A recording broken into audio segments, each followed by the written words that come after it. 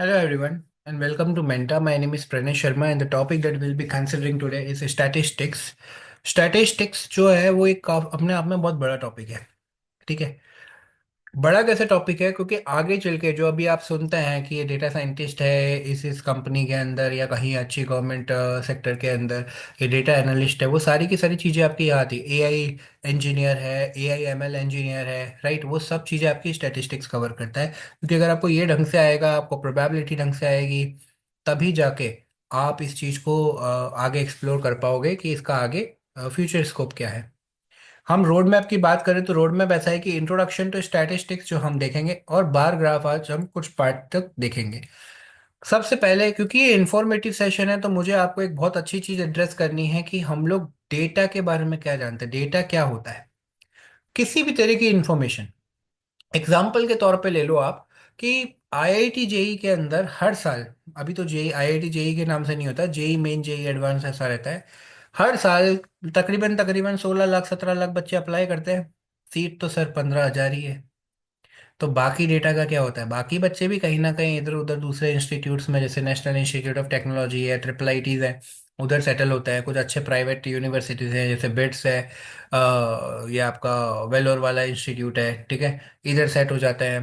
तो बाकी उनके अलावा जो बच गए उस डेटा का क्या होगा? स्टेट गवर्नमेंट कॉलेजेस ले लेते हैं, ठीक है, अच्छे रैंक पे। और और भी आपको अलग अच्छी अपॉर्चुनिटी मिल सकती है जो न्यूली एस्टैब्लिश्ड यूनिवर्सिटीज हैं, जो काफ़ी रेप्यूटेड भी है उधर से। लेकिन बाकी जो प्राइवेट यूनिवर्सिटीज है इंडिया के अंदर, वो उस डेटा, उनके लिए वो डेटा काफ़ी हेल्पफुल रहेगा क्योंकि एडमिशन्स तो हर जगह चाहिए होते हैं। एडमिशन ही तो एक तरह की, आप इसको ऐसे भी मान सकते हो कि एडमिशन उनका ब्रेड बटर भी है, राइट। और आपको डिग्री तो करनी है। अब आपको अगर आईआईटी नहीं है, एनआईटी नहीं है या कोई और इंस्टीट्यूट नहीं है, तो आप टीयर 2 इंस्टीट्यूट देखोगे या टीयर 3 देखोगे, तो कहीं ना कहीं से तो आप डिग्री लोगे ही लोगे।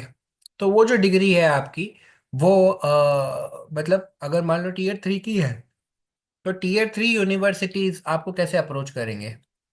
वो आपको अप्रोच करेंगे इस डेटा के बिहाफ पे। कैसे? कि मान लो जो डेटा है, फॉर एग्जांपल मैं इस चीज़ को एक हाइपोथेटिकल एग्जांपल पे शिफ्ट करना चाहूँगा कि जैसे कई बच्चों ने फॉर्म भरे, मान लो, ठीक है, मैं एक यूनिवर्सिटी चला रहा हूँ, किसी तरह से वो डेटा मेरे पास आ जाए कि जिन जिन बच्चों ने जेई का एग्ज़ाम दिया है लेकिन वो सिलेक्ट नहीं हो पाए, ठीक है, उनका रैंक थोड़ा पीछे रह गया। मैं मेरी यूनिवर्सिटी में उनको एडमिशन देने के लिए तैयार हूँ, लेकिन मेरे पास डेटा होना चाहिए। तो मेरे पास उतनी लीड हो गई, मान लो मेरे को 10,000 बच्चों की भी लीड मिलती है, और मैं मेरी सेल्स टीम को बिठा देता हूँ, एडमिशन काउंसलर को बिठा देता हूँ कि आप कॉल कीजिए और मुझे इस 10,000 में से एटलीस्ट 500 एडमिशन भी ला के दे दीजिए।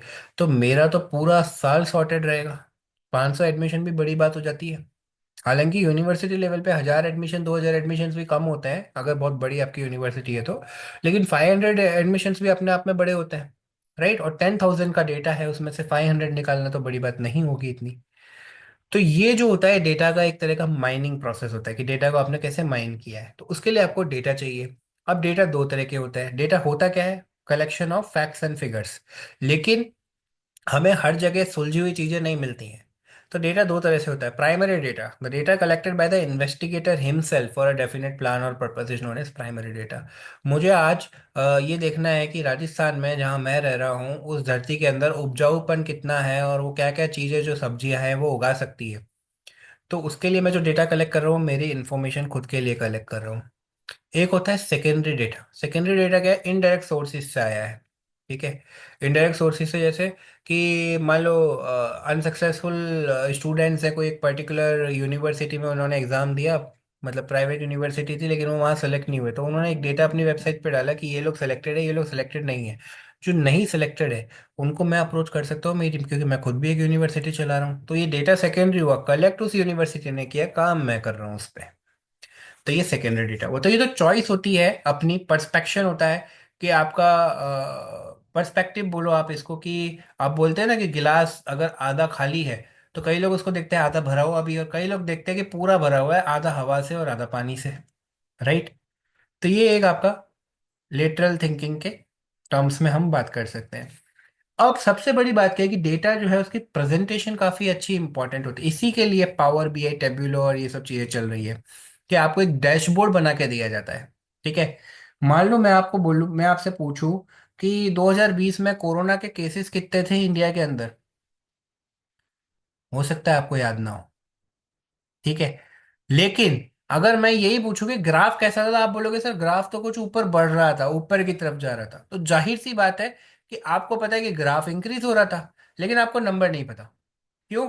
क्योंकि नंबर हमारा, भाई ब्रेन तो छोटा सा ही है, सारी चीजें याद रखेगा नहीं, लेकिन हमें ये पता है कि हाँ इंक्रीज हो रहा था या डिक्रीज हो रहा था, ये पता पड़ गया। ठीक है। तो वो कहलाता है प्रेजेंटेशन ऑफ डेटा, कि आप डेटा को कैसे प्रेजेंट कर रहे हो। हम लोग फिगर्स को ज्यादा अच्छे से याद रख सकते हैं, जैसे मैं नंबर्स को अच्छे से याद रख रहा हूँ, या फिगर को याद रख रहा हूँ, या ग्राफ को याद रख पा रहा हूँ। पिक्टोरियल रिप्रेजेंटेशन को, हम कोई मूवी देखते हैं तो वो हमारे को पूरी याद हो जाती है। हम उस मूवी को भले ही एक बार देखें, लेकिन हम उसकी पूरी की पूरी स्टोरी वापस किसी को सुना सकते हैं। तो that is presentation of data, कि उस डेटा को कैसे प्रेजेंटेशन किया है आपने। ठीक है। तो चाहे आप उसको टेबुलर फॉर्म में एक्सेल शीट में करो, या उसका एक डैशबोर्ड बना के दो, इस चीज को हम कहते हैं प्रेजेंटमेंट ऑफ डेटा या प्रेजेंटेशन ऑफ डेटा। अब कैसे रॉ डेटा को हम लोग कहाँ कहाँ अरेंज कर सकते हैं, या तो सीरियल या अल्फाबेटिकल ऑर्डर में कर सकते हैं, असेंडिंग डिसेंडिंग में कर सकते हैं। तो जब रॉ डेटा को असेंडिंग और डिसेंडिंग ऑर्डर में उसके मैग्नीट्यूड के अरेंज किया जाता है, तो उसको कहते हैं एरे, एरेड डेटा। ये टर्म आप आगे भी सुनोगे कंप्यूटर साइंस इंजीनियरिंग में, जब आप प्रोग्रामिंग करोगे तो वहां पे एरे यूज होता है। ठीक है। रॉ डेटा क्या है? Example, the marks obtained by 13 students in mathematics test are this. So this data in this form is called raw data. It would be less time consuming if the scores are arranged in ascending or descending order. तो हमने ascending और descending order में arrange कर दिया, यहाँ पे ascending में किया है छोटे से बड़े पे, तो वो array data हो गया। Now it's exactly visible that the lowest marks is 26 और highest 98। तो देखो प्रेजेंटेशन ऑफ डेटा कितना इंपॉर्टेंट है। पहले डेटा आड़ा टेढ़ा था, हमें नहीं समझ आ रहा था, लेकिन हमने जब उसको जमा दिया तो हमें ये पता पड़ा लोवेस्ट कितना हाईएस्ट कितना है। राइट। तो presentation of data in ascending और descending order is tedious when the number of observations are large. जैसे जैसे नंबर ऑफ ऑब्जर्वेशन ज्यादा बढ़ेंगे तो हमारे लिए दिक्कत आएगी। तो एक कंसीडर करते हैं, consider the marks obtain bye 18 students of class 9th of a school. ये ऐसे मार्क्स है 18 स्टूडेंट्स के, ठीक है ना। ये हमने क्लास 9 के देखे। Let us make this table having the observations and the corresponding frequencies. ठीक है। तो 10 मार्क्स किन किन जनों के आया, एक के आया। 20 कितने जनों के आया, एक के आया। 36 मार्क्स 3 जनों के आया है। 50 मार्क्स 3 जनों के आया है। 56 मार्क्स 3 जनों के आया है। 60 मार्क्स 4 जनों के आया है। 92 मार्क्स 3 जनों के आया है। टोटल तो फ्रीक्वेंसी 18 की है। तो ये कहलाता है अनग्रुप फ्रीक्वेंसी डिस्ट्रीब्यूशन। ठीक है। अनग्रुप क्यों? क्योंकि ऐसा कोई सिविल क्लासिफिकेशन नहीं हुआ है। अब देखो आगे। फ्रीक्वेंसी डिस्ट्रीब्यूशन दो तरह का होता है, एक तो होता है डिस्क्रीट फ्रीक्वेंसी, एक होता है कंटिन्यूस फ्रीक्वेंसी। ठीक है। Frequency distribution is actually a method to present the raw data in form from which one can easily understand the information. जैसे यहाँ पे, ठीक है, ऊपर से कुछ नहीं समझ आ रहा था, लेकिन जैसे ही मैंने इसको टेबल को दो पार्ट में ब्रेक किया, फ्रीक्वेंसी बनाया, तो समझ में आया किसको कितने मार्क्स मिले हैं। ठीक है।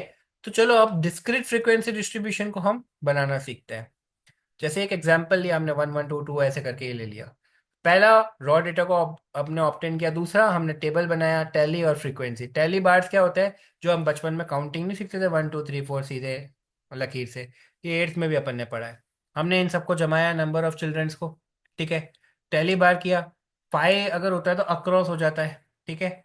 फिर उनकी फ्रीक्वेंसी देख ली, तो फ्रीक्वेंसी टैली के हिसाब से हमने लिख दी, 5 6 4 3 2।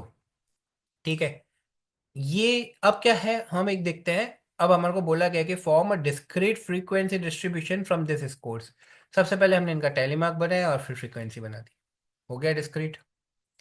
क्वेश्चन ये है कि in a group frequency distribution table the size of the classes, size कैसे डिसाइड होती है ग्रुप में? मतलब क्या है, एक रेंज दे दी गई आपको, तो जाहिर सी बात है साइज क्या होगी, अपर लिमिट में से लोअर लिमिट को माइनस कर देंगे। अब ये एक डेटा दे रखा है, तो ये किस तरह का डेटा है? जाहिर सी बात है एरेड दिख रहा है आपको, जमा हुआ ही है, अरेंज्ड है। The points scored by a basketball team in the series of matches are as follows, find the range. Range क्या होती है? हम कभी जैसे मान लो ड्रोन लिया, तो ड्रोन की हम देखते हैं इसकी रेंज क्या है, कितने दूर तक जाएगा ये, मतलब हाईएस्ट पॉसिबल डिस्टेंस, और मिनिमम तो हम खुद ही हैं जहाँ से हम रिमोट से ऑपरेट करें। गन है, तो गन की क्या रेंज है, यहाँ से फायर किया तो कितनी दूर तक जाएगी उसकी बुलेट। तो एक ये पॉइंट हो गया जो 0 पॉइंट है, और जहाँ तक उसकी धुरी वो ट्रेवल करेगी वो मैक्सिमम डिस्टेंस हो गया। तो हम रेंज निकालेंगे तो मैक्सिमम डिस्टेंस, मैक्सिमम यहाँ पे हाईएस्ट नंबर कौन सा है? Highest number is 25। मिनिमम क्या है? 5। तो 25 - 5 is 20। Now let us learn something about cumulative frequency distribution. ये थोड़ा थोड़ा आपने नाइन्थ में पढ़ा होगा. This is just a revision of what we have covered and along with it new things जो है अभी इसके अंदर इंट्रोड्यूस हुई हैं स्टैटिस्टिक्स के अंदर, वो सारी चीज़ें भी मैं बता रहा हूँ. फिर हम इसको काफ़ी अच्छे सेशंस में करेंगे, तो ये सेशन इन्फॉर्मेटिव रहेगा. Cumulative frequency क्या होता है? In a discrete frequency distribution, the cumulative frequency of a particular value of a variable is the total of all the frequencies of the values of variable which are less than or equal to a particular value. अब ऐसे समझ में नहीं आएगा, example देखते हैं. The following table gives the frequency distribution of number of children in 20 families. ठीक है, नंबर ऑफ चिल्ड्रंस हो गए, ये 20 फैमिलीज हो गई, राइट. अब कम्युलेटिव फ्रीक्वेंसी क्या है? ये जो फ्रीक्वेंसी है 5, इसको आपने यहाँ लिखा. ठीक है, मैं एनोटेट करके बताता हूँ. इस फ्रीक्वेंसी को आपने यहाँ लिखा. इस 5 में आपने इस 6 को ऐड किया और ये यहाँ लिख दिया, 11 हो गया. 11 में आपने इस 4 को ऐड किया, ये यहाँ लिख दिया, 15 हो गया. 15 में आपने इस 3 को ऐड किया, ये यहाँ लिख दिया, 18 हो गया. 18 में आपने इस 2 को ऐड किया, ये यहाँ लिख दिया, 20 हो गया. ठीक है, ये कम्युलेटिव फ्रीक्वेंसी होता है. ये क्या बताता है सर? देखो, तो there are 11 families in which the number of children is either 1 और 2. ये बताता है. ऐसी 11 फैमिली है जिसमें नंबर ऑफ चिल्ड्रंस जो है वो या तो 1 है या 2 है. तो ये भी हमारे को एक अच्छा data. There are 15 families in which the number of children are either 3 or less. So in a group frequency distribution, the cumulative frequency of a given class is the total of all frequencies up to and including that particular class. For calculating cumulative frequencies, the class should be written in ascending order. तो एक तो ascending order में, और ये जो total है ये इसके मैच करेगा. यही है 2 पॉइंट का मतलब. अब in class interval the number 50 is included. 50 कहाँ इंक्लूड होगा? हमेशा लोअर लिमिट में इंक्लूड करते हैं हम लोग. अगर अपर लिमिट है तो अपर लिमिट में वहां इंक्लूड ना करके नेक्स्ट वाली जो लिमिट आएगी उसमें वो लोअर में चला जाएगा, तो वहां तो 50 to 60 में इंक्लूडेड रहेगा ये. ठीक है. Thank you so much for your valuable time. Bye.